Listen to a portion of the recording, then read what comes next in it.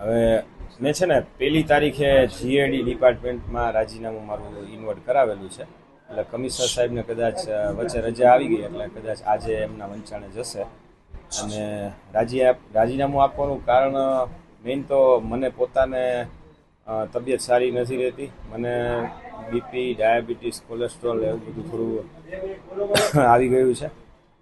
બીજું મારા ફાધર હમણાં એક્સપાયર થઈ ગયા, 15-17 દિવસ જેવું થયું છે.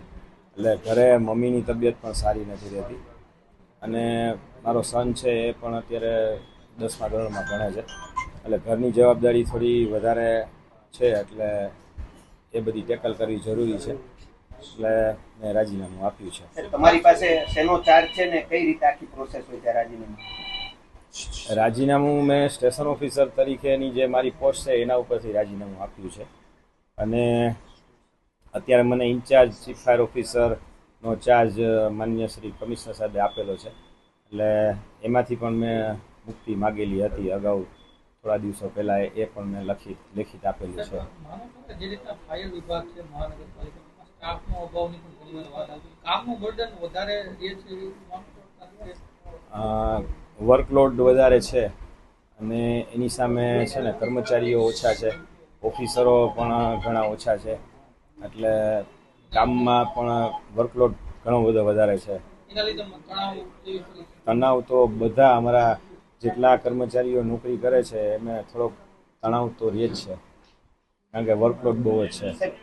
રાજકોટની અંદર જોઈએ તો રાજકોટમાં હાલ કેટલા ફાયર સ્ટેશન છે ને કેટલા હોવા જોઈએ? વર્કલોડની વાત છે તો આને લઈ ફાયર સ્ટેશન અત્યારે હાલમાં આપણા રાજકોટ મહાનગરપાલિકાના 7 ફાયર સ્ટેશન ગાંધીનગરથી ગ્રાન્ટેડ છે અને સંચાલન તેનું અહીંયા આપણા કોર્પોરેશન દ્વારા થાય છે.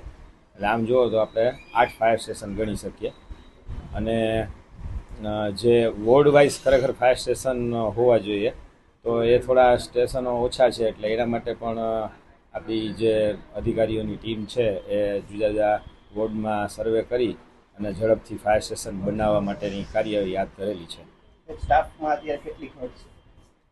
સ્ટાફમાં અત્યારે આમ જુઓ તો લગભગ જે કાંઈ મંજૂરી મળેલી હતી ફાયર ઓપરેટર ઓફિસર એમાં થોડી ઘટ જોવા મળે છે. અંદાજે મારા અંદાજે લગભગ 25 થી 30% જેવી ઘટ છે. બીજી બાજુ છે જે રીતની નવી બિલ્ડિંગો બને છે, ફાયર ઇક્વિપમેન્ટમાં પણ ક્યારેક ઘટ હોય ને એના લીધે પણ ઇસ્યુ થતા હોય એવું બધું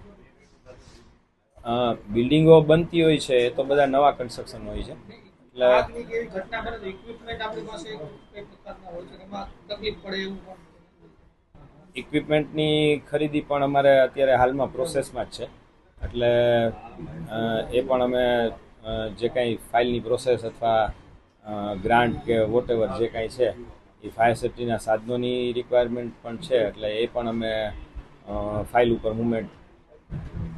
ખાસ કરીને કોઈ રાજકીય દબાવ, કારણ કે આપણે ઇન્ચાર્જ ચીફ ફાયર ઓફિસરનો ચાર્જ લીધો, ત્યારબાદ કોઈ રાજકીય દબાણ આવ્યું અથવા એનઓસી ઇસ્યુ કરવામાં પ્રશ્નો થતા હોય, શું માનો છો સાહેબ, આ કોઈ કારણથી રાજીનામું આપ્યું છે?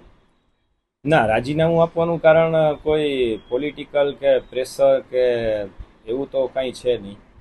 બરાબર, મારી પોતાની હેલ્થ અને ફેમિલીનું જે મારે જોવાનું છે એના લીધે મેં રાજીનામું આપ્યું છે. સાહેબ, તમે જવાબદારી સ્વીકારી ટૂંક જ સમય થયો, નવરાત્રી અને દિવાળી જેવા મહત્વના તહેવાર છે, ઇન્ચાર્જ ચીફ ફાયર ઓફિસરની જગ્યા હવે ખાલી રહેશે કારણ કે તમે રાજીનામું આપ્યું છે? ના, ઇન્ચાર્જ ચીફ ફાયર ઓફિસર તરીકે ગાંધીનગર અને અહીંયા કમિશનર સાહેબને બી રજૂઆત કરેલી છે. એટલે એના માટે કોઈ ઓફિસરની વ્યવસ્થા અથવા તો જે ઓફિસરને ચાર્જ આપશે તો એ આવશે તો હું પછી એમને સુપ્રત કરી દઈશ ચાર્જ. એટલે અત્યારે હું છું તો ખરા જ, બરાબર. 3 મહિનાનો નોટિસ પીરિયડ ને એ પણ હું ભરીને પછી રિલીવ થઈશ. પણ